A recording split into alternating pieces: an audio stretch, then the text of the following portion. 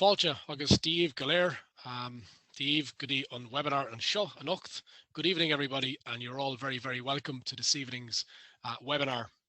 One of the learnings of COVID is that webinars are often a good way to go. So we're delighted to welcome everybody who's joining us this evening.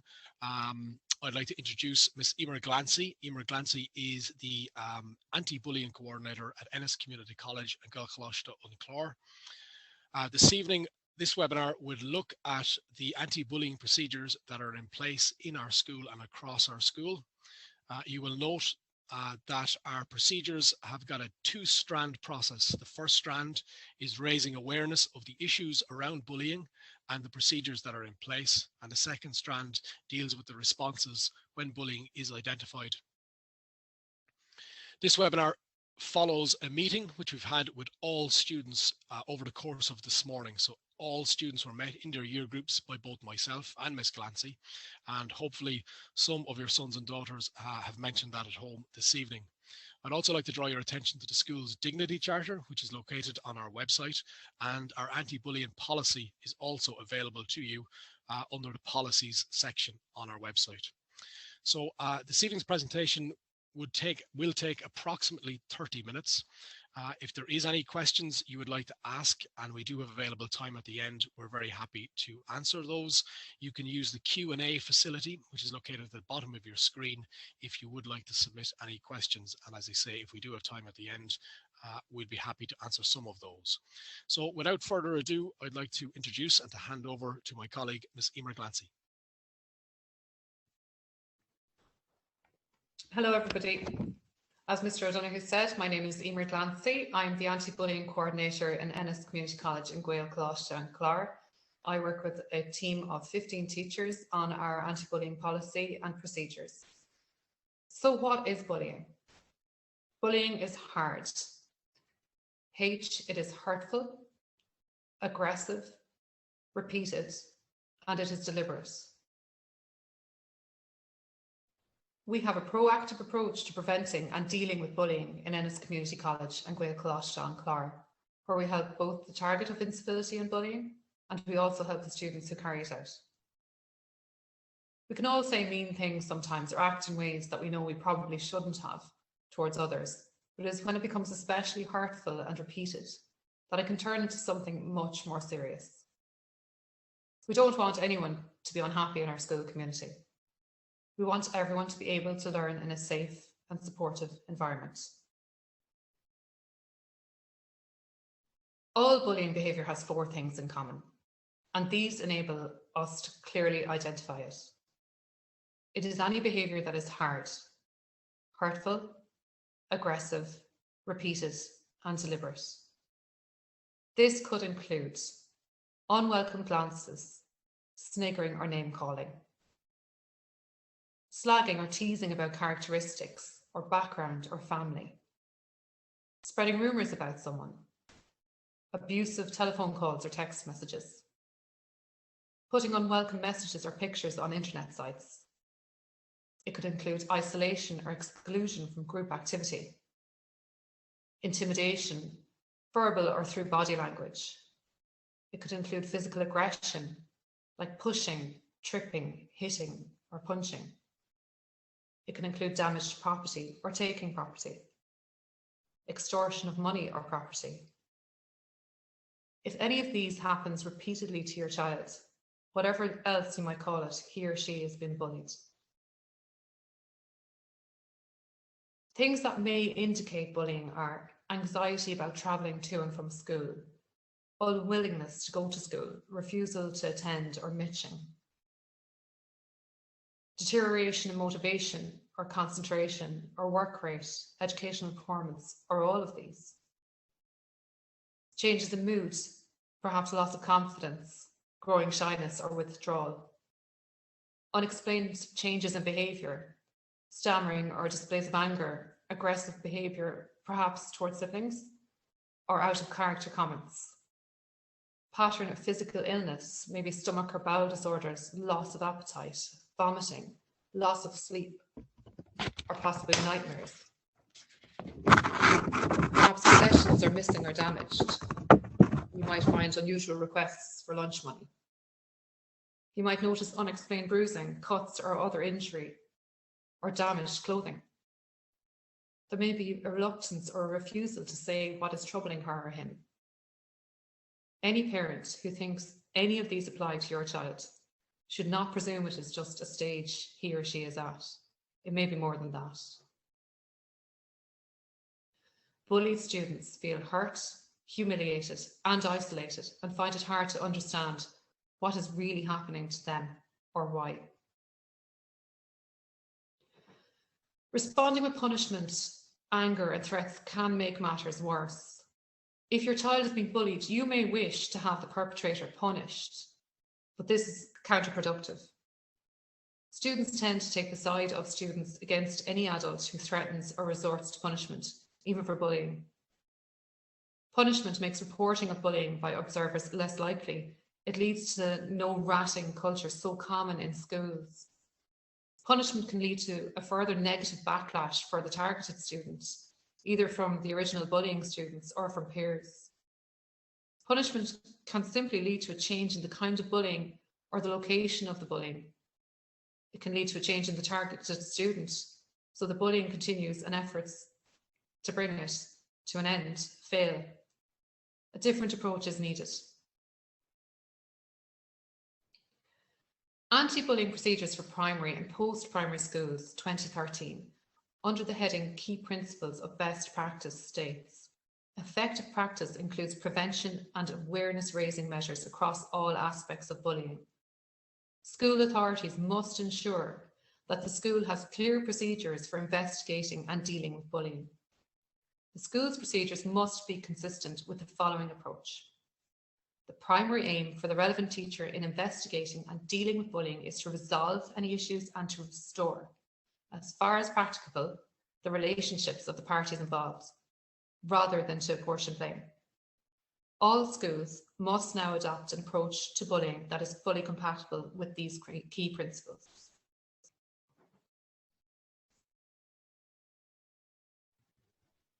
So how do we resolve and restore without punishment?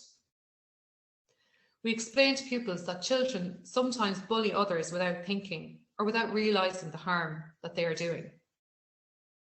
We ask our students to complete an anti-bullying pledge, saying they will not carry out bullying.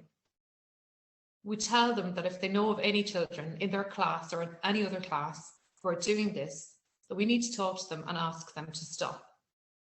We do a special survey across several classes, asking the children to tell us who might be doing this, only so that we know who we need to talk to, on the following basis. If they tell us, we will talk to anyone identified to find out if it is bullying. If it is, we will ask them to give us a promise that they will stop. If they give us this promise and keep this promise, they will not be punished since it is over now. We will not give their name to the principal since it is over. We will not phone their parents, getting them into trouble since it is over. On this basis, children tell us all we need to know to keep them safe. The child is getting one chance, and does every child not deserve this? And if he or she breaks the promise, the principal and parents are notified at this very early stage. Nearly all pupils keep their promise, so it is over. It's a win-win outcome. So I have a graph to show you on the next slide. If we look at this, we're going to look at this from the bottom of the graph upwards. So at the moment we are in our awareness raising strand, which is ongoing throughout the school, and it goes on throughout the year. Phase 1, in return for honesty and keeping the first promise, if a student is found to be engaged in bullying behaviour, the pupil gets confidentiality and no blame or sanction. Most keep their first promise, so by agreement, parents and principal do not need to know or act. Above that, if the promise is broken, parents and staff are told, but still there is no return to our code of behaviour. In phase 2, in return for honesty and keeping the second promise, if they're on the stage of a second promise, the pupil now has no confidentiality, but also no blame or sanction. Almost all keep the first or second promise, and so avoid blame or sanction through the code of behaviour. In a tiny number of cases, the second promise is broken, and therefore we return to the code of behaviour. So here we have on the next slide a summary of how it works. So bullying is hurtful, aggressive, repeated, deliberate behaviour, reflecting a power imbalance between those involved. If we look at the left-hand side, in-class bullying is secretive. When teachers are on yard duty change every day, they cannot see the repetition that indicates bullying. Pupils see all this behaviour, so we need them to report it. In the past, they didn't recognise it, they didn't understand it, so they didn't report it. But because of our anti-bullying campaign, Strand 1, our raising awareness and understanding, pupils now recognise bullying and pupils now reject bullying. But they're still not sure. If they think other students are going to be punished, punishment can be an obstacle, so they still don't report it because they do not want to rat on their friends. They don't want to cause hassle. Under our anti-bullying policy, we have a reform, not blame approach. Pupils see this as fair and just, and pupils now report the bullying. So instead of there being no resolution and the bullying continuing, leading to misery, low self-esteem, depression or self-harm, our reform, not blame response offers a win-win resolution for everyone involved. So what are the responsibilities of parents in the new procedures? Parents, as well as being involved in adopting new anti-bullying policies in schools, can support their implementation by their good example, cooperation and vigilance in reporting bullying behaviour. Developing a code of behaviour guideline for schools states parents should be expected to model the standards that pupils are asked to respect. Parents should also recognise that they need to work with the school to ensure there is a coherent school-wide approach. Parents and pupils are required to cooperate with any investigation and assist the school in resolving any issues and restoring, as far as practicable, the relationship of the parties involved as quickly as possible. The next slide shows the benefits for parents in the new procedures. The objective in following these procedures, which is achieved through their implementation, is a win-win outcome for all concerned. A bully pupil wins because the bullying is brought to an end. A bullying pupil wins because there is no punishment as long as he or she keeps a solemn promise to stop bullying. The observing pupils win because the anxiety they feel when observing bullying, which they now recognise and reject as wrong, comes to an end. Lessons are learned about respectful behaviour by the whole school community. A higher standard is reached and everyone can get on with their lives. On this basis, parents benefit whether their children were bullying others, were bullied by others, or observed the bullying. Each parent's initial wish in relation to bullying is fulfilled. So what if my child bullies others? You might be the last to know about it since nobody likes to tell you this. Your child might do this because he or she may be hurting for some reason and is lashing out. For example, he or she may have been bullied and may be passing this on. She or he may be copying others to keep in with them by bullying. There may be a misunderstanding about something said or done in the past that was never sorted out. She or he may feel insecure and be seeking control to feel more secure. Is there something I can do about this? Yes. Once you know about it, you can support the child and the school as it implements its anti-bullying policy, leading to resolution that gives your child a fresh start with a clean sheet and no blame. You can insist that your child keeps her or his side of the arrangement arrived at, and that any bullying behaviour stops. I want to talk to you a little bit about cyberbullying. A victim of cyberbullying by phone should never reply to bullying or harassment by phone. They should put themselves in control, store the messages as evidence. They should block the sender, Phone networks allow you to do this. Tell someone they trust that the bullying is going on. If cyberbullying continues, children should report the problem to parents or teachers, and depending on the severity, the Gardaí. Even if the sender's number is hidden, the exact time and date are attached to messages and enable the Gardaí to check with the service provider and trace the sender of the message.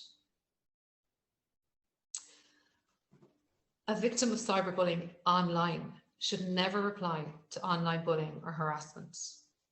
They should put themselves in control, store and print out messages and keep them as evidence, noting exact time and date if possible.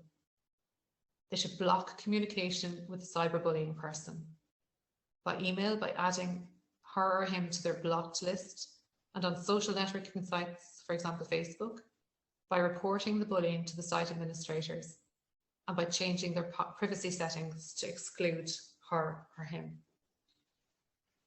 If cyberbullying continues, they should report the problem to parents or teachers, and depending on the severity, the Gardaí.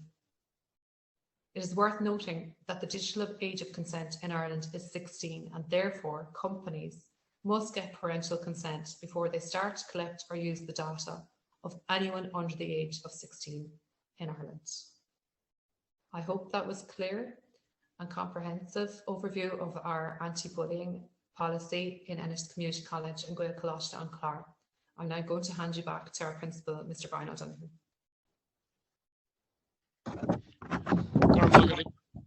And if I may, just highlight some key points that Emer made during her presentation. One important point, what is bullying?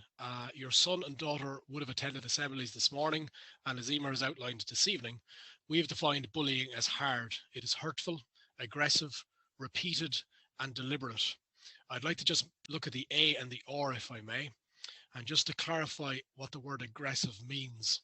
A lot of times students will interpret that as maybe a punch or a kick. Aggression can be in the form of words. It can be in the form of "they look." It can be in the form of exclusion. It can be in the form of interference with other students' property, such as taking property without permission, or hiding property, or damaging property.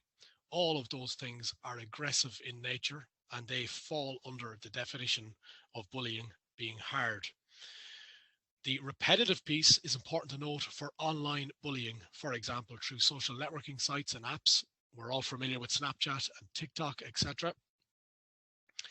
When an individual posts a comment or a picture or a video that is hurtful towards somebody else, they may do so only once and claim that that is a single act, and therefore it does not fall under the hard definition. However, that video, comment, or image can be seen by tens, hundreds, possibly thousands of people, and therefore it is repeated because a lot of people see it. And therefore, a single act of posting an image or a message, be it a voice message or text or a video online, is in fact repetitive because it is repeatedly seen by others. And therefore, that does fall under the definition of bullying being hard. It is hurtful, aggressive, repeated, and deliberate. I'd also like to mention the no blame piece. What is very, very important to note is the following. By apportioning blame, it closes down the reporting side of things. I'd like you to think for a moment of a post-primary classroom teacher who has a full teaching timetable and who probably teaches your son or daughter for 40 minutes, possibly once per day, if it's one of the subjects such as maths or Irish or English, or possibly only 3 times a week, if it's a subject such as geography or science or history, possibly only once a week if it's a subject such as SPHE or CSPE or PE. And therefore, a person who teaches may see incidents at most once per day. The only people who see incidents throughout the school day, not only in class time, but also during break times, are students. And any barrier that prevents a student from reporting issues of concern is a problem when we're trying to deal with bullying. We need a system that removes the barrier to reporting.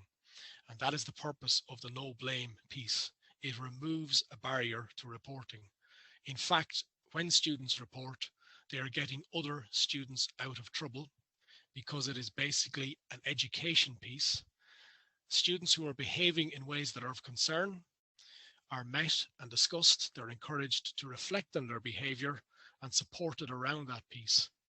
And they're supported to change their ways, the promise that the behavior will stop and to move on from it.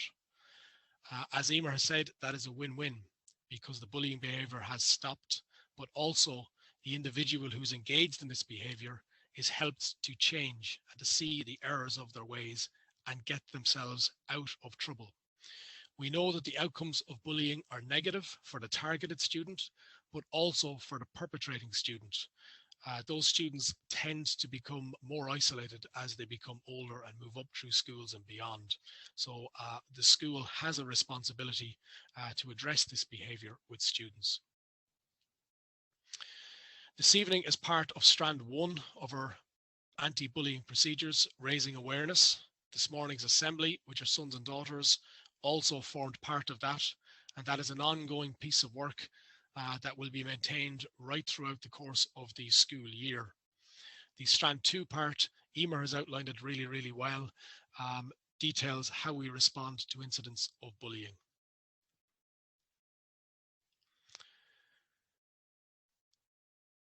We really hope that this evening has been of use. This webinar has been kept deliberately relatively short to summarise the anti-bullying policies and procedures, which I would remind you are available to you on our website in the policies section of our website. We are, of course, always available to discuss any issue with parents and guardians, and we would encourage you to contact us if you are concerned about the behaviour of your son or daughter, or you're concerned about the behaviours of others. You do have a vital role to play. Emer has outlined some of that in her presentation also. So we do rely on parents because you are eyes and ears that are not available to us. For example, you may be driving your son or daughter to somewhere and they might be having just a chat. You don't need to engage in the chat, but you will hear what has been discussed. And sometimes those conversations are very illuminating and others may be mentioned. And we really would appreciate your support in contacting us. I would remind you that we're about getting students out of trouble. And that is what all this approach is about. So I'd like to say thank you to Emer Glancy for her very comprehensive presentation this evening. I'm just going to flick through the Q&A bar just if there is some issues. I've addressed a few of them. Can we find out more information? The information is available on our website. And please do speak to your son or daughter and ask them what is going on in this space around the school. As I say, we're always available if you wish to contact us by telephone or by email. So please do feel free to do so. So again, thank you everybody for joining us. Mila Mahagiv, thank you for giving so generously of your time. 30 minutes on a Thursday evening can be difficult to find, and we appreciate everybody's input and contribution. The recording of tonight's webinar, yes, it will be made available.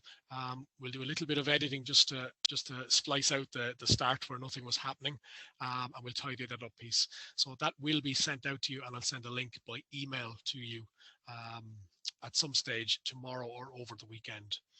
So once again, Mila Buicas Galer, I wish you a very pleasant evening, and I look forward again to working with your sons and daughters tomorrow morning in school. Thank you very much.